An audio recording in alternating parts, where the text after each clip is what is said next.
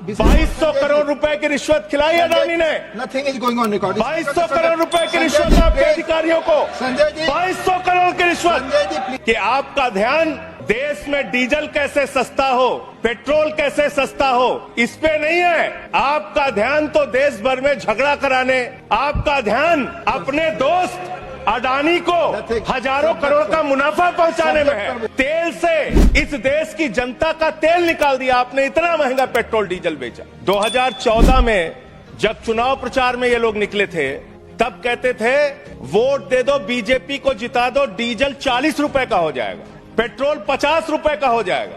आपकी एक नेता का भाषण है, सदन में नहीं होगा तो मैं भेज दूंगा, आप सुन लीजिएगा। राज्यों के ऊपर आज जो कर्जा है वो मैं पढ़ के आपके सामने सुनाना चाहता हूं। तमिलनाडु 8,34,000 करोड़ रुपए, उत्तर प्रदेश 7,69,000 करोड़ रुपए, महाराष्ट्र 7,22,000 करोड़ रुपए, पश्चिम बंगाल 6,58,000 करोड़ रुपए, कर्नाटक 5,57,000 करोड़ रुपए, राजस्थान 5,62,000 करोड़ रुपए, आंध्र प्रदेश 4,85,000 करोड़ रुपए, गुजरात 4,67,000 करोड़ रुपए, केरल 4,29,000 करोड़ रुपए, मध्य प्रदेश 4,18,000 करोड़ रुपए, तेलंगाना 3,89,000 करोड़ रुपए, बिहार 3,19,000 करोड़ रुपए। भगवान श्री राम का नाम लेके कितना गुना आप अपना छिपाना चाहते हैं? मैं ये कहना चाहता हूं कि जो राज्य पहले से ही लाखों लाख करोड़ रुपए के कर्जे में डूबे हुए हैं, आप उनसे कह रहे हैं 40% पैसा आपको लगाना होगा। आप इस योजना में कह रहे हैं कि आप एरिया तय करेंगे, एरिया आप निर्धारित करेंगे कहां पे ये आपकी स्कीम लागू होगी या नहीं लागू होगी। 100 दिन के रोजगार की गारंटी है मनरेगा योजना में, लेकिन औसतन पूरे हिंदुस्तान में 50 दिन से ज्यादा रोजगार आपने नहीं दिया।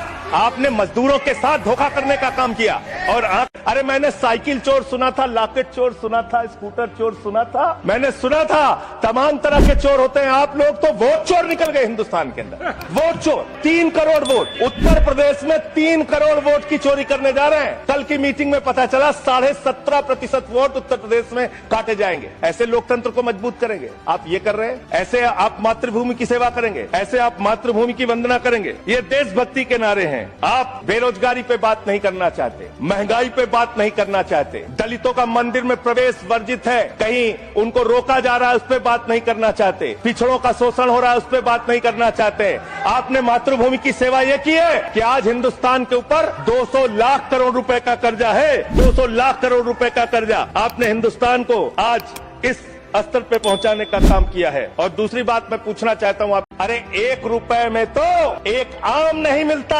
आपने 1 रुपए में अडानी को 1,050 एकड़ जमीन और 10 लाख आम और लीची के पेड़ दे दिए। ये आपकी मातृभूमि की वंदना है। मातृभूमि की वंदना हिंदुस्तान के एयरपोर्ट को बेच के नहीं हो सकती, मातृभूमि की वंदना रेल को बेच के नहीं हो सकती, सेल को बेचकर नहीं हो सकती, समुद्री तटों को बेचकर नहीं हो सकती, कोयला और गैस को बेच के नहीं हो सकती, हिंदुस्तान की जमीनों को बेच के नहीं हो सकती। तुम लोग मातृभूमि को बेचने वाले लोग हो, तुम मातृभूमि की वंदना करने वाले लोग नहीं। जब यहाँ पे लीडर ऑफ अपोजिशन बोल रहे थे खड़गे साहब, उनके मुंह से दलित शब्द निकल गया। पूरी की पूरी भारतीय जनता पार्टी हाउस में खड़े होकर विरोध करने लगी। दलितों से इतना चिढ़ है आपको? क्या दलित भारत माता के बच्चे नहीं? क्या पिछड़े भारत माता के बच्चे नहीं? क्या आदिवासी भारत माता के बच्चे नहीं? अगर दलितों, पिछड़ों, आदिवासियों की बात होगी तो आप विरोध करेंगे? आप विरोध करेंगे? क्या भगवान श्री राम ने आपको कहा है कि आप नाकारे और निकम्मे हो जाइए और जनता को अंधेरे में रखिए, बिजली ना दीजिए? ये क्या भगवान श्री राम ने आपको कहा है? अरे 1 रुपए में तो एक आम नहीं मिलता। आपने 1 रुपए में अडानी को 1,050 एकड़ जमीन और 10 लाख आम और लीची के पेड़ दे दिए। ये आपकी मातृभूमि की वंदना है। मातृभूमि को बेचकर मातृभूमि की वंदना कर रहे हैं। ये मातृभूमि की, आज वंदे मातरम पे ही बात करूंगा सर। मातृभूमि की वंदना हिंदुस्तान के एयरपोर्ट को बेच के नहीं हो सकती, मातृभूमि की वंदना रेल को बेच के नहीं हो सकती, सेल को बेचकर नहीं हो सकती, समुद्री तटों को बेचकर नहीं हो सकती, कोयला और गैस को बेच के नहीं हो सकती, हिंदुस्तान की जमीनों को बेच के नहीं हो सकती। तुम लोग मातृभूमि को बेचने वाले लोग हो, तुम मातृभूमि की वंदना करने वाले लोग नहीं। आरएसएस के 4 लोगों का नाम बताओ जो वंदे मातरम नारा लगा के जेल गए, उनका नाम बताओ आप। 4 लोगों का नाम बताओ आप, अपने 4 पुरखों का नाम आप बताओ। आजादी के आंदोलन में आपका कोई इतिहास नहीं, यही आपकी कुंठा है। कभी आप कहते हो सरदार वल्लभ भाई पटेल आपके हैं। अरे भैया, सरदार वल्लभ भाई पटेल ने आरएसएस के ऊपर बैन लगाया था, ये रिकॉर्डेड हिस्ट्री है। और जब 18 महीने जेल में रखा गया आरएसएस के लोगों को राष्ट्रपिता महात्मा गांधी की हत्या के अपराध में, जब उनको छोड़ा गया, बैन हटाया गया, तो उसमें शर्त लगाई कि आप राष्ट्रीय ध्वज को मानेंगे, यानी कि आप तिरंगे झंडे को भी नहीं मानते। आपने 52 साल तक हिंदुस्तान का तिरंगा झंडा आरएसएस के मुख्यालय पे नहीं फहराया सर। आप तिरंगे का विरोध करते हैं, भारत के राष्ट्रीय ध्वज का विरोध करते हैं। जो लोग तिरंगे और राष्ट्रीय ध्वज का विरोध कर सकते हैं वो भारत माता के सच्चे सपूत नहीं है। आपने भारत छोड़ो आंदोलन के खिलाफ आपके नेता और तत्कालीन गवर्नमेंट में जो वित्त मंत्री थे, उन्होंने चिट्ठी लिखी अंग्रेज गवर्नर को और कहा कि भारत छोड़ो आंदोलन, जो हिंदुस्तान के क्रांतिकारियों का आंदोलन था, वो आंदोलन कुचल देना चाहिए, खत्म कर देना चाहिए। ये है रिकॉर्डेड हिस्ट्री आपकी। क्या दलित भारत माता के बच्चे नहीं? क्या पिछड़े भारत माता के बच्चे नहीं? क्या आदिवासी भारत माता के बच्चे नहीं? अगर दलितों, पिछड़ों, आदिवासियों की बात होगी तो आप विरोध करोगे, आप विरोध करोगे। मातृभूमि की वंदना हिंदुस्तान के एयरपोर्ट को बेच के नहीं हो सकती। मातृभूमि की वंदना रेल को बेच के नहीं हो सकती, सेल को बेचकर नहीं हो सकती, समुद्री तटों को बेचकर नहीं हो सकती, कोयला और गैस को बेच के नहीं हो सकती, हिंदुस्तान की जमीनों को बेच के नहीं हो सकती। तुम लोग मातृभूमि को बेचने वाले लोग हो, तुम मातृभूमि की वंदना करने वाले लोग नहीं हो। आपने मातृभूमि की सेवा ये की है कि आज हिंदुस्तान के ऊपर 200 लाख करोड़ रुपए का कर्जा है। आप इन नारों के पीछे अपने गुनाहों और अपराध को छुपाना चाहते हैं। ये वक्त तय करेगा कि गद्दार कौन है, ये वक्त तय करेगा कि गद्दार कौन है। पहले ये तय करो कि वफादार कौन है, ये वक्त तय करेगा कि गद्दार कौन है। वंदे वंदे। Thank you. एक यहाँ पे ढोंगी बाबा आ गए। ढोंगी बाबा कह रहे हैं अरविंद केजरीवाल के तार पाकिस्तान से जुड़े हुए हैं। ये आप बोलेंगे एक निर्वाचित मुख्यमंत्री के बारे में? अरविंद केजरीवाल के तार पाकिस्तान से जुड़े हुए हैं। अगर अरविंद केजरीवाल के तार पाकिस्तान से जुड़े हैं तो ढोंगी बाबा को गिरफ्तार करो और उनसे पूछताछ करो, कहां के तार जुड़े हैं, कैसी जानकारी उसके पास है। आप दिल्ली का माहौल बिगाड़ रहे हैं, देश की राजधानी को आप बर्बादी के कगार पे पहुंचा रहे हैं। एक निर्वाचित मुख्यमंत्री को आतंकवादी कह रहे हैं। क्या गुनाह है अरविंद केजरीवाल का? IIT से पढ़ाई करके कमिश्नर की नौकरी छोड़ के जिस व्यक्ति ने भ्रष्टाचार के खिलाफ 15 दिन का अनशन किया, वो आतंकवादी है क्या मान्यवर? दुख होता है अरविंद केजरीवाल के बच्चों को, दुख होता है उनकी माँ को, उनके परिवार को। आप लोग दिल्ली के चुनाव में कह रहे हैं हिंदुस्तान पाकिस्तान का मैच हो रहा है। बताइए, लोकतंत्र में 2 पार्टियां चुनाव लड़ रही, हिंदुस्तान पाकिस्तान का मैच हो रहा है। ऐसी भाषा कहते हुए आपको शर्म नहीं आती? देश के चुनाव को आप हिंदुस्तान पाकिस्तान बना रहे हैं। अपने दोस्तों के ऊपर लुटाने के लिए लाखों हजारों करोड़ रुपए है, लेकिन सेना के जवान को आपने अग्निवीर बना के 4 साल की योजना में उनको जवान बना दिया। उनके लिए तनख्वाह देने के लिए पैसा नहीं है आपके पास। बीएसएफ के जवान, सीआईएसएफ के जवान, पैरामिलिट्री फोर्सेस के जवान, उनको पेंशन देने के लिए पैसा नहीं है, शहीद का दर्जा देने के लिए पैसा नहीं है आपके पास। हमने अपने आप सीज फायर डिक्लेयर किया, इसमें किसी तीसरे देश का हस्तक्षेप नहीं है। आजादी के बाद से लेकर आज तक भारत का स्टैंड एक ही रहा है, हम पाकिस्तान के मामले में किसी भी तीसरे देश की मध्यस्थता नहीं मानते। अगर उस बात के साथ किसी ने धोखा किया है, किसी ने विश्वासघात किया है, तो उसका नाम है भारत के प्रधानमंत्री नरेंद्र मोदी। मैं इस सदन के अंदर कहना चाहता हूं, आपने उस भावना के साथ विश्वासघात किया है।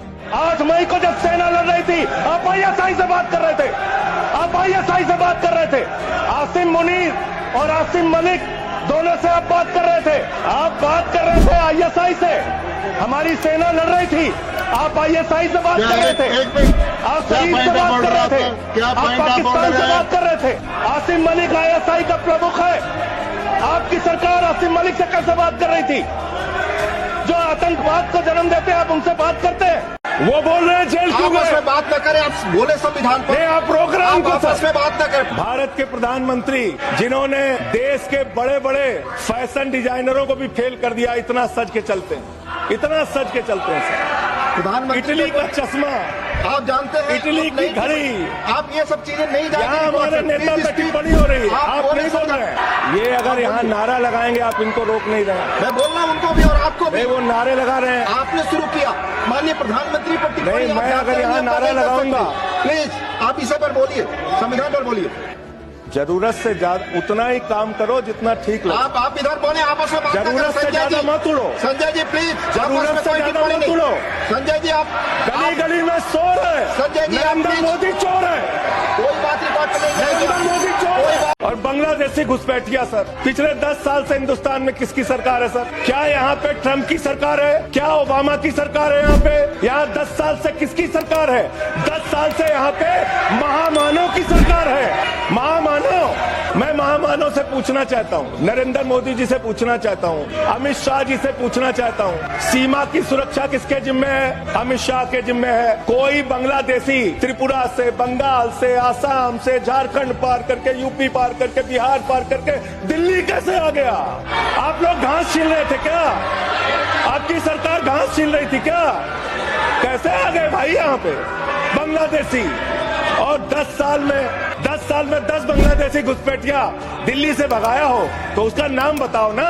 राजनीति क्यों करते हो? नरेंद्र मोदी का दोस्त अडानी बांग्लादेश को बिजली सप्लाई करता है। आप इसे पर बिजली बोलिए। सप्लाई करता है सर। प्रधानमंत्री पर आपने बच्चों शांत हो जाओ। स्पीक बच्चों शांत। हमारे उत्तर प्रदेश के भाई, हमारे पूर्वांचल के भाई, हमारे यूपी बिहार के भाई जो 40-40 साल से दिल्ली में रह रहे हैं, अपने श्रम, अपने खून पसीने से दिल्ली को बना रहे हैं, आप उनको रोहिंग्या करें।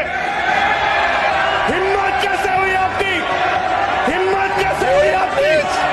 आप हमारे पूर्वांचल के भाइयों को रोहिंग्या कहेंगे? हिम्मत कैसे हुई आपकी? हिम्मत नहीं होनी चाहिए आपकी। आगे बोलिए। ये हमारे यूपी के, बिहार के, ये दिल्ली में आगे रहने वाले आगे। 40-40 साल पुराने रहने वाले लोग हैं। ये बांग्लादेशी नहीं है, ये रोहिंग्या नहीं है। इनको आपने रोहिंग्या और बांग्लादेशी कहा है। पूर्वांचल के लोग आपकी जमानतें जब्त कराएंगे। जब पूरी दुनिया अंतरिक्ष में पहुंच रही है, पूरी दुनिया अपने तकनीक का विस्तार कर रही है, तो आप कब्र खोदने में लगे हुए हैं, मस्जिद के अंदर मंदिर खोदने में लगे हुए हैं। पूरी दुनिया जब आगे बढ़ रही है विकास की ओर, तो आप देश में नफरत फैलाने में लगे हुए हैं। अगर आप इतिहास पढ़ाना चाहते हैं, मुगलों का इतिहास पढ़ाना चाहते हैं, पढ़ाइए मुगलों का इतिहास। लेकिन गृह मंत्री जी यहाँ पे बैठे हैं, मैं पूछना चाहता हूँ, ASI प्रोटेक्टेड जो संस्थान है, जो संपत्तियां हैं, वो आपकी हैं, आपकी सुरक्षा में है। वो चाहे ताजमहल हो, वो चाहे लाल किला हो, वो चाहे देश की तमाम मुगलों ने, अंग्रेजों ने जिन लोगों ने संपत्तियां बनाई, वो सारी की सारी संपत्तियां आपके द्वारा संरक्षित। और आप ही के लोग कहते हैं इसको हम तोड़ डालेंगे, इसको हम खोद डालेंगे, इसको हम उजाड़ डालेंगे। तो चलो ताजमहल तोड़ते हैं, चलो लाल किला तोड़ते हैं, चलो ये अंग्रेजों ने जो दिल्ली का रेलवे स्टेशन बनाया इसको तोड़ते हैं, चलो पूरे देश में खोदते हैं, सारी सड़कें तोड़ते हैं, सारे पुल तोड़ते हैं, पूरे देश में तोड़ फोड़